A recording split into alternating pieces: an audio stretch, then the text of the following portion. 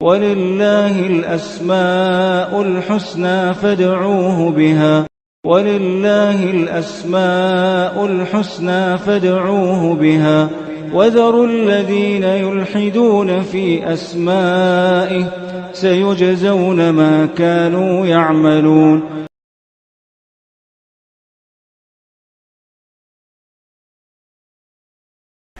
بسم الله الرحمن الرحيم. الحمد لله رب العالمين وبه نستعين وصلى الله وسلم على سيد الأنبياء والمرسلين وعلى آله وأصحابه أجمعين ومن تبعهم بإحسان إلى يوم الدين. أما بعد، اللہ سبحانہ وتعالیٰ کی اسماء و صفات سے متعلق جو پچھلے تقریباً 3 سال سے جو دروس چل رہے ہیں، ان میں جو پابندی سے سن رہے ہیں ان کے لیے آسانی ہوگی کہ اللہ سبحانہ وتعالیٰ کی صفات کو پڑھنا کتنا اہم ہے، اور اللہ سبحانہ وتعالیٰ کی اسماء حسنہ کو، اس کے صفات کو اہل السنہ والجماعہ کا جو طریقہ ہے، جو موقف ہے، جو منہج ہے، اسی نقطہ نظر سے سمجھنا چاہیے. اللہ سبحانہ وتعالیٰ کی ایک صفت المباحات آج اس سے متعلق پڑھیں گے انشاءاللہ. درس مختصر ہے اس سلسلے میں. المباحات اللہ سبحانہ وتعالیٰ کے لیے صفت ثابت ہے حدیث مبارکہ میں. قرآن مجید میں اس لفظ کے ساتھ اللہ سبحانہ وتعالیٰ کی صفت بیان نہیں کی گئی ہے، حدیث مبارکہ میں موجود ہے، اور احادیث مبارکہ اس موضوع سے متعلق جو ہمیں ملتی ہیں وہ صحیح ہیں. جن احادیث میں اللہ سبحانہ وتعالیٰ کی یہ صفت ثابت ہے اور آئی ہے، اس کو بتلانے سے پہلے اس کا معنی میں آپ کو بتلا دیتا ہوں کہ المباحات کے معنی کیا ہیں. عربی زبان میں باہا یباہی مباحات، باب مفاعلہ. المباحات یعنی المفاخرہ، المباحات یعنی المفاخرہ، یعنی ایک دوسرے پر فخر کرنا. المباحات ایک دوسرے پر فخر کرنے کے لیے آتا ہے. عربی زبان میں البہاء، اس کے اصل معنی آتے ہیں الحسن والجمال. الحسن والجمال، حسن، جمال، خوبصورتی. عربی زبان میں جب کہتے ہیں کہ فلان یباہی، کہ ایک شخص وہ مفاخرہ کرتا ہے یعنی فخر کرتا ہے. مباحات یعنی اللہ تعالیٰ کی دی ہوئی نعمتوں کا اظہار کرتا ہے، گویا کہ یعنی جس طرح سے کہتے ہیں کہ فلان یباہی بمالہ و اہلہ، ایسے عربی زبان میں کہا جاتا ہے. یعنی ایک شخص اپنے مال اور اپنے اہل و عیال کے ذریعے سے مباحات کرتا ہے، یعنی مفاخرہ، فخر کرتا ہے. کیسے؟ یعنی اس اعتبار سے کہ یظہر ویتجمل بہم علیہم، اپنے مال کو، اپنے اہل و عیال کو، اپنے خاندان پر وہ فخر کرتا ہے، دوسروں پر ایک طرح سے اپنے لیے وہ ایک تجمل، ایک حسن کی زینت، ایک حسن کی چیز سمجھتا ہے، وہ ایک زینت کا ذریعہ سمجھتا ہے. جس کو اللہ تعالیٰ نے خوب مال دیا ہے، خوب اولاد دی ہے، خوب بڑا خاندان ہے، یقیناً وہ دوسروں پر ایک طرح سے مباحات کرتا ہے. تو عربی زبان میں یہ اس کا ایک بنیادی معنی ہے. اللہ سبحانہ وتعالیٰ کے لیے جب المباحات کہتے ہیں تو اس کا کیا معنی ہوگا وہ ہم آگے بتلائیں گے آپ کو انشاءاللہ. یہ عربی زبان کا ایک معنی تھا. اللہ تعالیٰ کے لیے المباحات کس اعتبار سے، پہلے وہ حدیثیں سن لیجیے، پھر اس کے بعد اہل السنہ والجماعہ کا کیا موقف ہے وہ میں آپ کو بتلاؤں گا انشاءاللہ. اللہ کے رسول علیہ السلام کی اس موضوع سے متعلق 2 حدیثیں ہمیں ملتی ہیں. امام مسلم ابن الحجاج القشیری رحمہ اللہ اپنی صحیح مسلم کی ایک کتاب ہے کتاب الذکر والدعاء والتوبہ والاستغفار، صحیح مسلم کی کتاب ہے، اواخر میں ایک حدیث مبارکہ ہے. ایک تابعی ہیں، بلکہ کبار تابعین میں شمار ہوتا ہے ان کا. آپ علیہ السلام کی زندگی میں ان کی ولادت ہو چکی تھی، لیکن نبی کریم صلی اللہ علیہ وسلم کے صحابی ہونے کا شرف نہیں مل سکا ان کو. ان کا نام تو عبد الرحمن تھا، لیکن وہ کنیت سے مشہور ہیں، ابو عثمان النہدی. کبار تابعین میں سے بڑے عالم ہیں اور حقیقت میں بہت عظیم عالم دین. ابو عثمان النہدی رحمہ اللہ وہ کہتے ہیں کہ ہم کو ابو سعید الخدری رضی اللہ عنہ، معروف صحابی، رسول اللہ صلی اللہ علیہ وسلم کے زمانے میں کم عمر صحابی تھے چالاک، صاحب علم، نبی سے خوب پڑھا لیا، صاحب علم علماء میں سے، لیکن عمر چھوٹی تھی اللہ کے رسول کے زمانے میں صلی اللہ علیہ وسلم. تو ابو عثمان النہدی رحمہ اللہ فرماتے ہیں کہ ابو سعید الخدری رضی اللہ عنہ، وہ بھی کنیہ سے مشہور ہیں، کہ انہوں نے ہم کو ایک قصہ سنایا، اس کے بعد ایک حدیث رسول بھی سنائی. قصہ کیا تھا؟ کہا کہ ایک مرتبہ ہم لوگ مسجد میں حلقہ لگا کے بیٹھے ہوئے تھے، حلقہ لگا کر بیٹھے ہوئے تھے. معاویہ بن ابی سفیان رضی اللہ عنہ آئے. معاویہ بن ابی سفیان رضی اللہ عنہ کا انتقال 60 ہجری کے آس پاس ہوا، 60 ہجری کو. تو ظاہر بات ہے معاویہ بن ابی سفیان رضی اللہ عنہ کی زندگی کا یہ واقعہ ہے تو 60 ہجری سے پہلے کا واقعہ ہے. ابو سعید الخدری رضی اللہ عنہ کا انتقال بھی 64 ہجری میں ہو گیا. تو ابو سعید الخدری رضی اللہ عنہ کہتے ہیں کہ ایک مرتبہ ہم مسجد میں حلقہ لگا کر بیٹھے ہوئے تھے تو معاویہ بن ابی سفیان آئے وہاں پر رضی اللہ عنہما، اور آ کر کے ہم سے پوچھا کہ ما اجلسکم، یعنی کیوں بیٹھے یہاں پر، کیا چیز تھی جو آپ کو یہاں پر بٹھا کے رکھی ہے، مطلب کوئی معاملہ ہے کیا جو ادھر بیٹھے ہیں آپ لوگ حلقہ بنا کر. ابو سعید الخدری رضی اللہ عنہ نے کہا ایسا تو کوئی خاص معاملہ نہیں ہے، بس جلسنا لذکر اللہ، اللہ سبحانہ و تعالیٰ کی ذکر کے لیے ہم لوگ یہاں پر بیٹھے ہیں. معاویہ بن ابی سفیان رضی اللہ عنہ نے ان سے کہا کہ اللہ ما اجلسکم الا ذاک، یعنی اللہ سبحانہ و تعالیٰ کے حوالے سے میں آپ کو پوچھتا ہوں، یعنی سچ مچ اسی کام کے لیے بیٹھے ہیں آپ، دوسرا مقصد نہیں نا؟ انہوں نے کہا کہ اللہ اکبر، جو مقصد تھا ہم نے ظاہر کر دیا، ہم اسی کے لیے بیٹھے ہیں.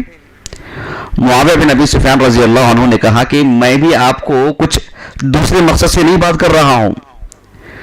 کہا کہ نبی کریم صلی اللہ علیہ وسلم سے میں نے صحبت بھی بہت میری لمبی نہیں ہے، اور حدیث میں نے بہت زیادہ نہیں سنی ہوئی، میں نے تواضع تھا آپ کا، صحبت تو کم تھی لیکن کم مدت کی صحبت تھی، لیکن علم تو خوب لیا اللہ کے رسول سے صلی اللہ علیہ وسلم، اور خاندانی طور پر بہت جانتے تھے اللہ کے رسول کو صلی اللہ علیہ وسلم. تو کہا کہ میں آپ کو جو پوچھ رہا ہوں نا، اللہ کی قسم اسی لیے بیٹھے ہو کہ آپ لوگ. کہا کہ لم استحلفکم تہمتا لکم، میں نے جو تم سے حلف لیا نا، قسم کھا کے بولو، اسی کے لیے بیٹھے ہو کیا؟ تم پر الزام لگانے کے لیے نہیں، تہمت لگانے کے لیے نہیں کہ تم دوسرے کام کے لیے تھے اس لیے اللہ کی قسم کھا کے بولو کیوں بیٹھے ہو، اس مقصد کے تحت نہیں، بس ایک مقصد کے تحت میں نے آپ سے قسم لی ہے. جانتے ہیں کیوں؟ اس لیے کہ میں بھی رسول اللہ صلی اللہ علیہ وسلم کے زمانے میں کچھ صحابہ کے ساتھ مسجد میں بیٹھا ہوا تھا، اچانک رسول اللہ صلی اللہ علیہ وسلم آ کے ہم سے یہی پوچھا کہ ما اجلسکم، کیوں بیٹھے ادھر آپ لوگ؟ ہم نے یہی جواب دیا تھا کہ جلسنا لذکر اللہ، ہم اللہ تعالیٰ کی ذکر کے لیے بیٹھے ہیں، اور اس مقصد کے لیے بھی بیٹھے ہیں کہ اللہ سبحانہ و تعالیٰ نے جو ہمیں دین عطا کیا نا، ان ہدانا اللہ الی الاسلام، للاسلام، اللہ نے ہمیں جو دین دیا، اسلام کی طرف جو رہنمائی کی، ومن بہ علینا، اللہ نے ہم پر جو احسان کیا، مسلمان بنایا، آپ کو نبی بنا کے بھیجا، اسی کا ذکر کر رہے تھے ہم اپنی مجلس میں. اللہ کے رسول نے کہا صلی اللہ علیہ وسلم اللہ ما اجلسکم الا ذاک، اللہ کی قسم کھا کے بولو، یعنی اللہ کا حوالہ دے کے پوچھتا ہوں، یہی مقصد ہے جو تم ادھر بیٹھے ہو اور کوئی مقصد نہیں؟ کہا کہ نہیں اللہ کے رسول، یہی مقصد ہے ہمارا.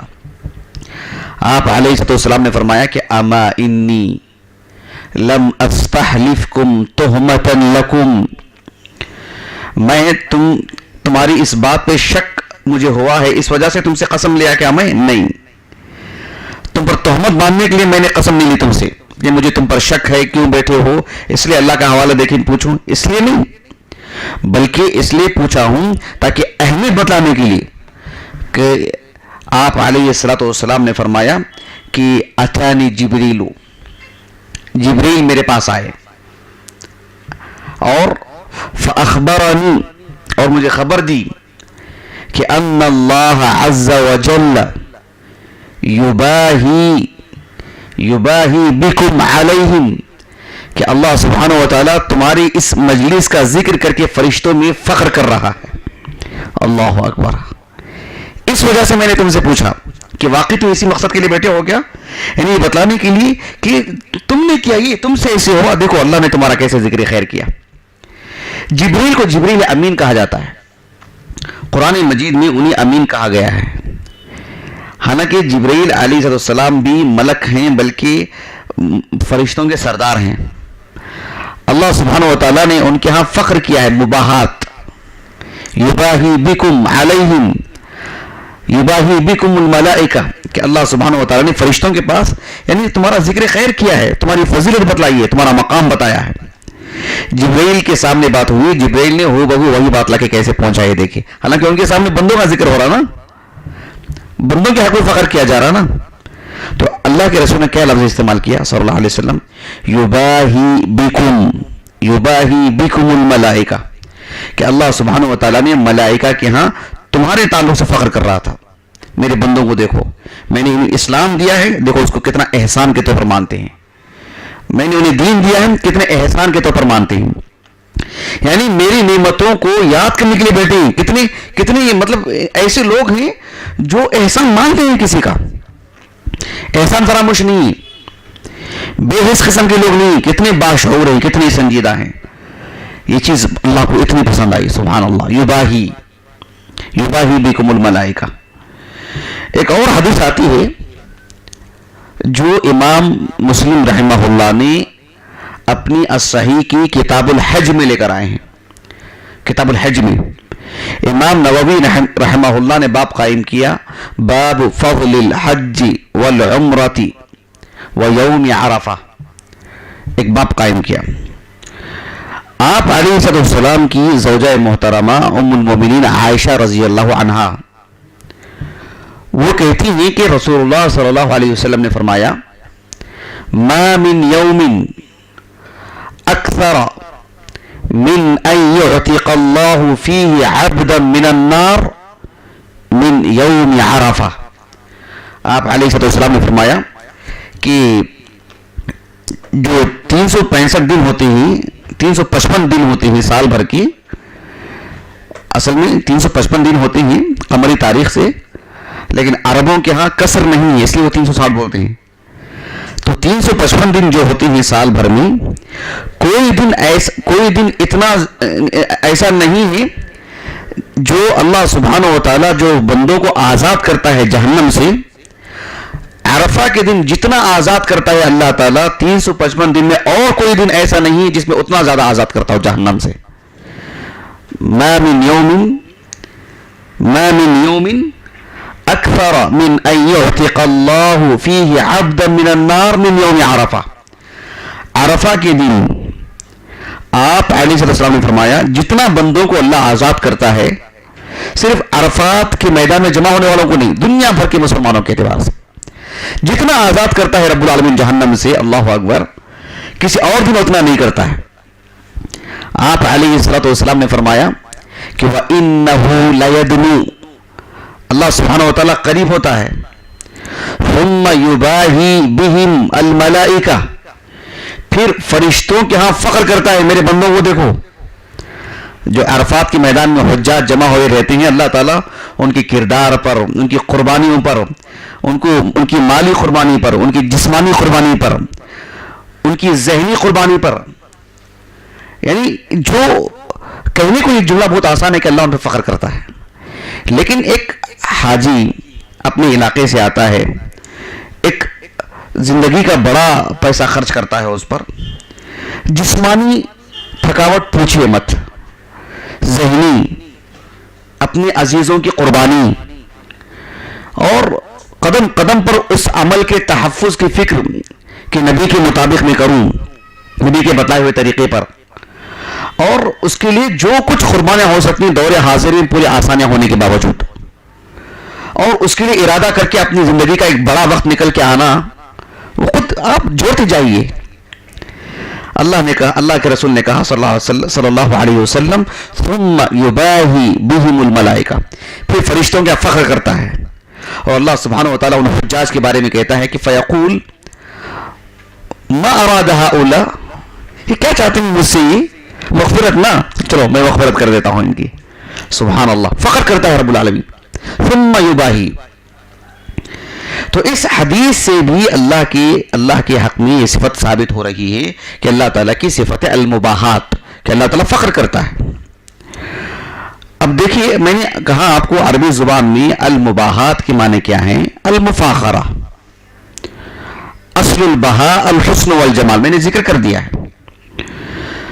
ایک عالم دین ہے 5ویں صدی ہجری کی، 488 ہجری سن وفات ہے ان کا نام تھا محمد ابن فتوح ابن عبداللہ ابن فتوح، جو علمی دنیا میں الحمیدی کے نام سے معروف ہیں. الحمیدی کے نام سے معروف ہیں. 488 ہجری سن وفات ہے ان کا. انہوں نے الجمع بین الصحیحین کتاب لکھی. صحیح بخاری صحیح مسلم کی جو متفق علیہ حدیثیں ہیں، اس میں ان کا اپنا ایک کام ہے انداز کا. افراد البخاری افراد مسلم اس کو بھی انہوں نے الگ کیا ہے.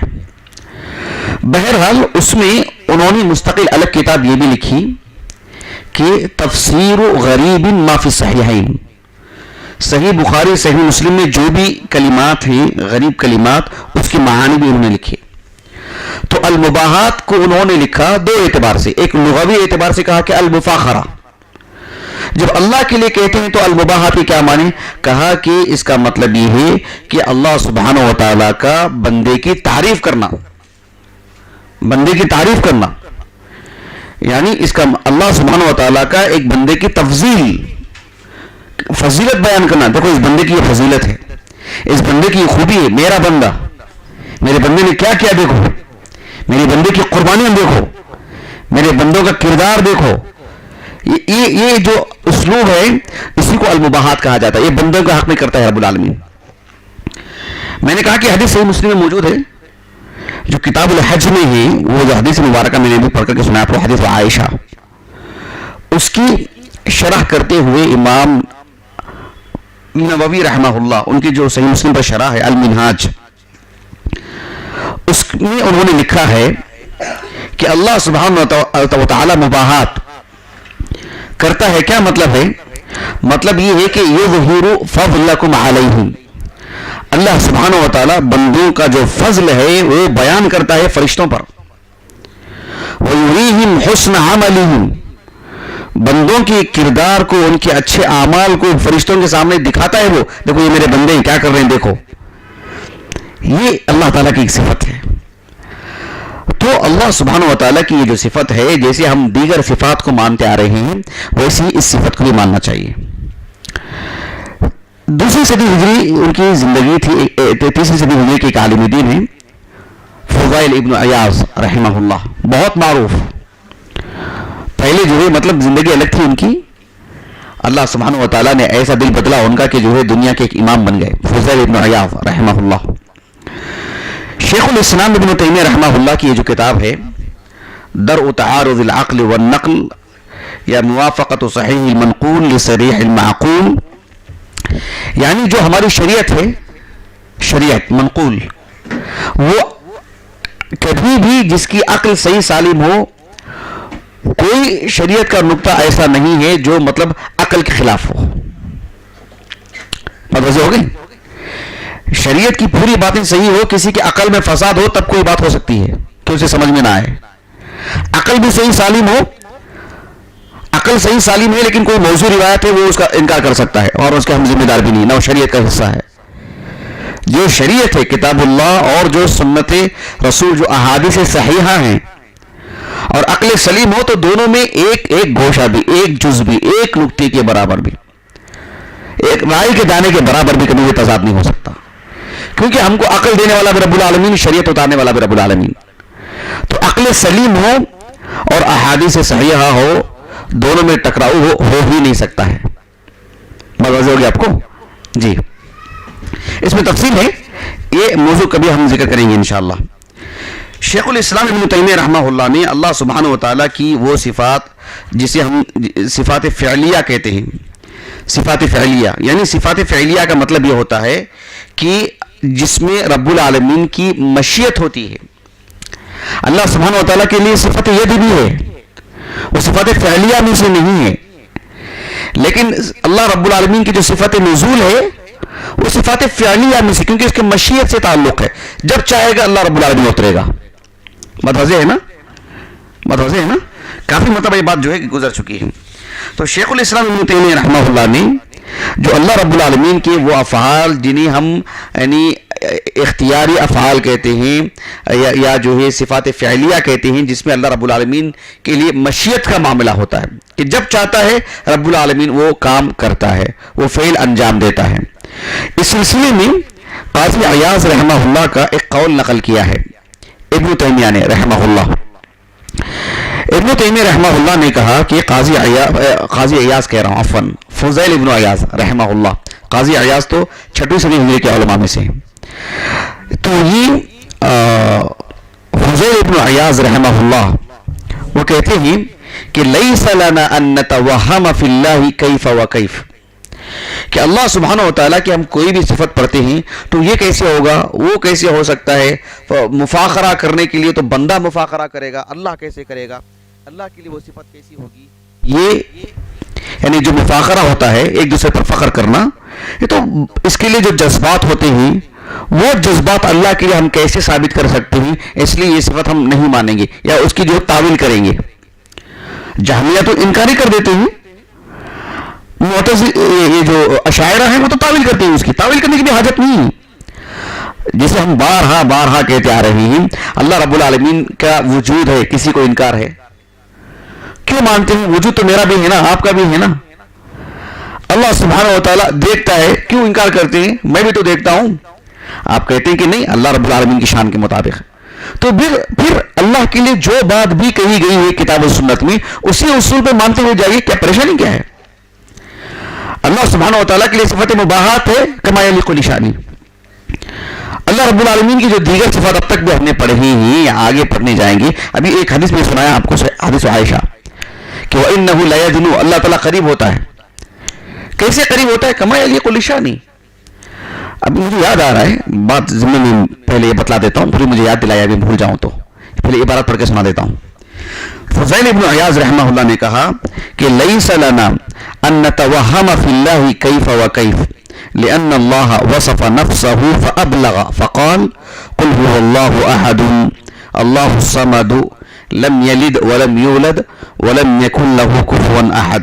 اب اس کے بعد دیکھو, فلا صفت ابلغ مما وصف اللہ عز وجل به نفسه وكل هذا النزول والضحك وهذه المباحات وهذا الاطلاع كما شاء أن ينزل وكما شاء أن يباهي وكما شاء أن يطلع وكما شاء أن يضحك فليس لنا أن نتوهم أن كيف وكيف.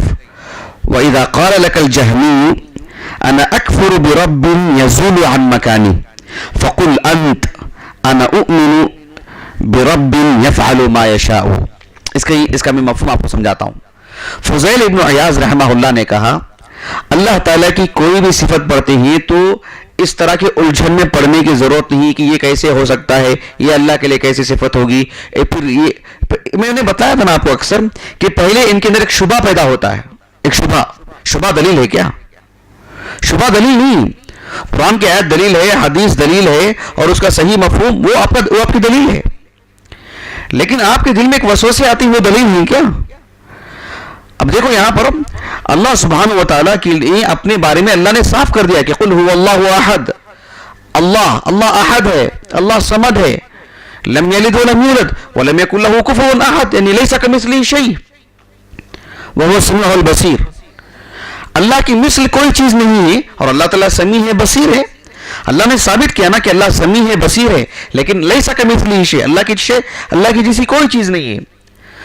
پھر سمیع اور بصیر صرف دو ہی نام نہیں ہیں, ایسے جتنے بھی نام اللہ نے قرآن میں بیان کیے ہیں, احادیث صحیحہ سے ثابت ہے, جتنے بھی صفات ہیں سب میں یہی قاعدہ ہوگا کہ یہ اللہ کے لیے ثابت ہے, اور اس میں اللہ تعالیٰ کی طرح اللہ کی کوئی مثیل نہیں ہے. اللہ تعالیٰ کے لیے صفت حیات ہے, مجھے بھی حیات ہے, یہ کہہ کر کے ہم اس کا انکار کر دیں گے کہ اس میں مشابہت لازم آتی ہے, نہیں لازم آتی. کیوں لازم آئے گی؟ اللہ کی صفات کو ماننا بندوں کے مشابہ قرار دینا لازم آئے گا کیا؟ نہیں نا. ایک جانور کو بھی زندگی ہوتی ہے, انسان کو بھی زندگی ہوتی ہے. انسان یہ کہہ دے کہ نہیں میں اپنے لیے حیات نہیں مانوں گا, کیوں؟ جانور کے مشابہ لازم آئے گی, جانور کی مشابہت ہو جائے گی. سبحان اللہ, نہیں آئے گی. پھر خالق کے لیے کیسے ہوگی؟ اللہ اکبر. جبکہ خالق نے اپنے بارے میں ثابت کیا اس کو. تو اللہ رب العالمین کے لیے مباحات، اللہ رب العالمین کے لیے نزول، اللہ سبحانہ و تعالیٰ کے لیے اطلاع، کہ اللہ تعالیٰ مطلع ہوتا ہے. کوئی دروازہ کھول کے جھانک کے جاتا نا ہم کو، اس کو پہلے خبر نہیں رہتی ہے اس کو. ہم آگے بتلائیں گے آپ کو انشاءاللہ کہ اللہ سبحانہ و تعالیٰ کسی چیز پہ اپنے بندوں پر مطلع ہوتا ہے. عرفہ حجاج پر، یوم عرفہ پر اللہ سبحانہ و تعالیٰ یعنی مطلب ایک خبر، ایک نظر ڈالتا ہے، ان سے مطلع ہوتا ہے. تو کیا پہلے اللہ کو علم نہیں تھا اس کا؟ عیاذاً باللہ نہیں. آپ اللہ کے لیے جو بات آ رہی ہے مانتے جائیے، کما یلیق بشأنہ. اسی قاعدے کی روشنی میں یہی فضیل ابن عیاض نے کہا رحمہ اللہ. فضیل ابن عیاض رحمہ اللہ نے آخر میں ایک بات کہی کہ اگر آپ کو کوئی جہمی یہ کہے کہ اللہ رب، ابھی دیکھو آپ، یہ تو جہمی نہیں ہے، میں نے کئی اہل علم کو دیکھ لیا، دیوبند کے فارغین وغیرہ بھی اسی عقیدے کے حامل ہیں عیاذاً باللہ، اسی شبہات کے گرفتار ہیں.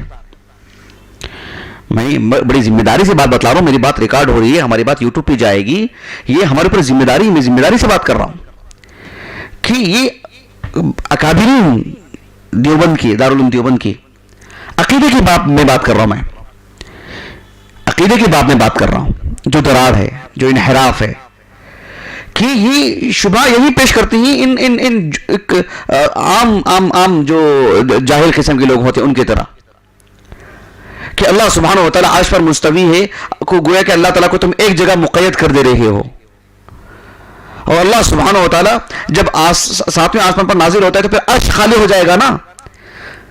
عیاذاً باللہ، عیاذاً باللہ. آپ کیوں یہ شبہ پیدا کر رہے ہیں؟ فلا تضربوا للہ الامثال. اللہ کے لیے مثالیں مت بیان کرو. میں یہاں ہوں اس کا مطلب میں وہاں نہیں ہوں. آپ اللہ کے لیے ایسے سوچیں گے؟ اللہ عرش پر مستوی ہے، ساتویں آسمان پر نازل ہوتا ہے. جو بات آ رہی ہے آپ مانتے جائیے، آپ اسی کے مکلف ہیں نا. آپ رب العالمین کو اپنی سطح پہ سوچتے ہیں تبھی تو یہ مسائل پیدا ہوتے ہیں. تو انہوں نے کہا، فضیل ابن عیاض نے رحمہ اللہ، اگر کوئی جہمی آپ سے کہتا ہے کہ انا اکفر برب یزول عن مکانی، میں اس رب پر کبھی ایمان نہیں لاؤں گا، اس رب کا انکار کر دوں گا جو اپنے مکان سے ہٹ جائے، یعنی اگر وہ عرش پر مستوی ہے، ساتویں آسمان پہ نازل ہو رہا ہے تو عرش خالی ہو گیا نا، میں ایسے رب کو نہیں مانتا. فضیل ابن عیاض نے کہا رحمہ اللہ، فقل انت، تو تم اس کے جواب میں کہو، انا اؤمن برب یفعل ما یشاء، میں اس رب پر ایمان لاتا ہوں، وہ جب چاہتا ہے جو چاہتا ہے کرتا ہے. عرش پر مستوی ہے، ساتویں آسمان پر نازل ہوتا ہے. سبحان اللہ. بات واضح ہو گیا آپ کو. مجھے یاد آ رہا ہے کہ شیخ محمد ناصر الالبانی رحمہ اللہ کا موسوعہ چھپا ہے، موسوعۃ الامام الالبانی رحمہ اللہ فی العقیدہ، 9 جلدوں میں، میری پرانی لائبریری میں ہے وہ.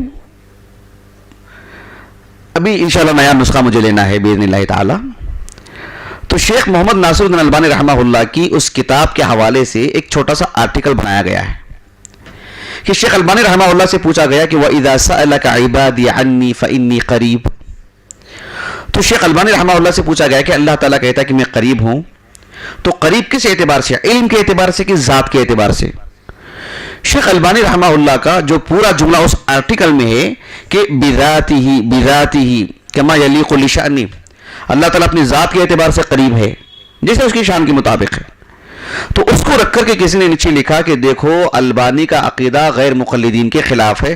یہ ایک سطحی قسم کے لوگ ہیں، جوہال ہیں، مغالطہ ہوا ہے ان کو اور مغالطے میں ڈال رہے ہیں لوگوں کو، غلط ہے. شیخ البانی رحمہ اللہ نے جو بات کہی ہے حق ہے. اللہ سبحانہ و تعالیٰ نے کہا کہ وَإِذَا سَأَلَكَ عِبَادِي عَنِّي فَإِنِّي قَرِيب، میں قریب ہوں. اللہ رب العالمین علم کے اعتبار سے بھی قریب ہے، اس آیت کریمہ کی روشنی میں ذات کے اعتبار سے بھی قریب ہے. تو اس سے ان کا عقیدہ کہاں ثابت ہوا جو یہ کہتے ہیں کہ اللہ تعالیٰ کا جو ہر جگہ موجود ہے وہ کہاں سے ثابت ہو گیا؟ ہم یہ کہتے ہیں کہ جو اللہ نے اپنے بارے میں کہا ہم اسے مانتے جائیں، جو اللہ نے اپنے بارے میں تنزیہ کی ہم مانتے جائیں، کما یلیق لشأنہ. اس سے تمہارا یہ کہنا کہ اللہ تعالیٰ گویا کہ عرش پر مستوی نہیں، تو یہ غلط ہے. شیخ البانی نے تو ایسا نہیں کہا نا کہ اللہ تعالیٰ علم کے اعتبار سے نہیں ذات کے اعتبار سے قریب ہے تو پھر عرش خالی. ایسے جہمیوں کے شبہات میں تو گرفتار نہیں ہوئے آپ، اللہ نے بچا کے رکھا آپ کو. شیخ البانی کا وہ موقف نہیں تھا. وہی موقف تھا جو صحابہ کا تھا، وہی موقف تھا جو امام احمد بن حنبل کا، امام ابو حنیفہ کا، امام مالک کا، امام شافعی کا اور دیگر اہل علم اور دیگر محدثین کا، امام بخاری کا تھا، وہی تھا شیخ البانی کا رحمہ اللہ۔ تو اس اعتبار سے ایک مغالطہ ہے۔ اللہ تعالیٰ کے لیے صفت مباحات یہ ہم عام صفات کی طرح بغیر کسی تعویل کے، بغیر کسی تمثیل کے، بغیر کسی تکییف کے، بغیر کسی تفویض کے اور بغیر کسی تعطیل کے ہم اہل السنہ کا جو معاملہ ہے وہی روا رکھیں گے۔ اس میں بھی یہاں غور طلب بات یہ ہے کہ اللہ تعالیٰ جو مباحات کرتا ہے، فخر کرتا ہے، ہمیں ان چیزوں کو طاقت کے وقت اپنانے کی ضرورت ہے۔ ہماری جو یہ مجلس ہے باذن اللہ تعالی اللہ رب العالمین مباحات کرے گا ہمارے حق میں انشاءاللہ۔ اللہ رب العالمین سے دعا ہے کہ اللہ تعالی ہماری اس مجلس کو اللہ تعالی مباحات کا ذریعہ بنا دے، کہ اللہ سبحانہ وتعالی ہمارا ذکر خیر فرمائے اور اللہ تعالی ہمیں سعادت مند لوگوں میں سے بنائے اور اللہ تعالی اس نشست کو ہمارے لیے ذخیرہ آخرت بنائے۔ سبحانک اللہم و بحمدک، اشہد ان لا الہ الا انت، استغفرک و اتوب الیک۔